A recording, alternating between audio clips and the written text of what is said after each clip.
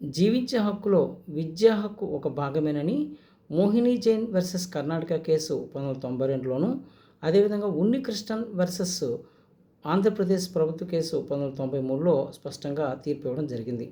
కాబట్టి ఈ 2 కేసులు ఆధారంగానే భారత రాజ్యాంగంలో 86వ సవరణ ద్వారా 2002లో రైట్ టు లైఫ్ జీవించే హక్కులో విద్యా హక్కు ఒక భాగమేనని ఆర్టికల్ 21A పొందుపరిచారు. అదేవిధంగా విద్యా హక్కు చట్టాన్ని 2009లో చేయడం జరిగింది.